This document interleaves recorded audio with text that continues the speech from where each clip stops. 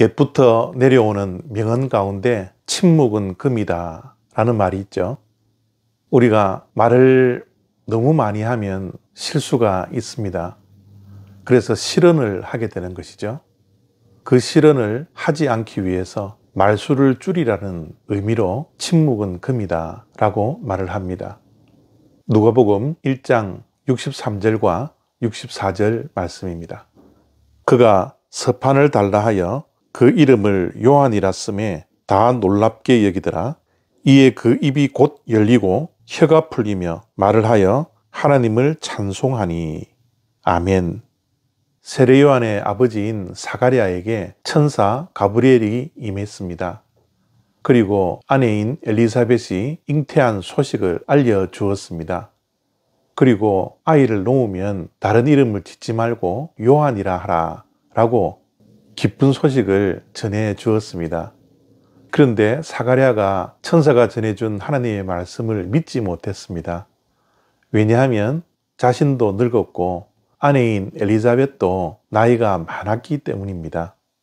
그렇게 믿지 못한 사가랴에게 천사 가브리엘이 이 일이 일어나기 전까지 너가 하나님의 말씀을 믿지 못했으니 그 일이 성취되기까지 말 못하는 자가 되리라 라고 말을 했죠. 이제 때가 되어서 엘리사벳이 아이를 낳았습니다. 이름을 무엇이라 지을까 이웃과 친족들에게 물어보니 아버지의 이름 따라 사가랴라 이름을 지으라고 권면을 합니다. 어머니는 아기의 이름을 요한이라 짓고 싶은데 서로 의견이 달랐던 것이죠. 그래서 아버지인 사가랴에게 이름을 무엇으로 해야 되느냐고 물었습니다. 그러자 사가랴가 서판에다가 요한이라고 아기의 이름을 써 주었습니다. 그렇게 천사가 전해준 말을 믿고 순종하고 아기의 이름을 요한이라 지으니 9개월 동안 닫혔던 입이 열리고 혀가 풀렸다라고 말씀은 기록하고 있습니다. 말을 못하던 벙어리 신세에서 9개월이 걸려서야 드디어 말을 하게 되었던 것이죠. 9개월 동안 말 한마디 하지 못했다는 것이 참 대단하지 않습니까?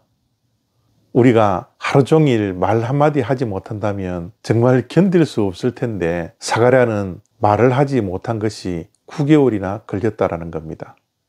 9개월 동안 사가랴는 침묵했던 것입니다. 침묵했던 이유가 무엇일까요?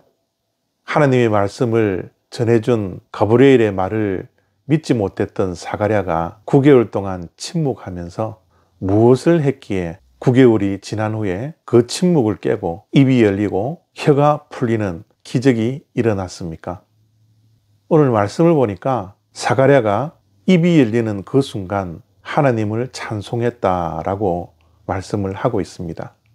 입이 열리는 그 순간 9개월 동안 말하지 못했던 사가랴가 할 말이 얼마나 많이 있었겠습니까? 그런데 가장 먼저 했던 것이 입을 열어 하나님을 찬송하는 것이었습니다. 그렇다면 침묵하는 중에 사가랴가 무엇을 했을까요? 침묵 중에 사가랴는 분명히 하나님께 집중했을 겁니다. 가브리엘 천사의 말을 듣고 사가랴가 집중했던 것은 자기 자신이었습니다. 자기 자신을 보니 너무 늙어서 아이를 낳을 수 없다라고 생각을 했던 겁니다. 자기에게 집중하니 그 나이에 아이를 낳는 것이 불가능했던 것이죠. 그러나 침묵 가운데 하나님께 집중해보니 나는 불가능하더라도 하나님은 가능하다라는 것을 사가랴가 믿게 되었던 겁니다. 그래서 입술을 열어 찬송합니다.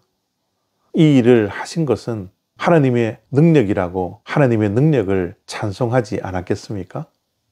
그렇습니다.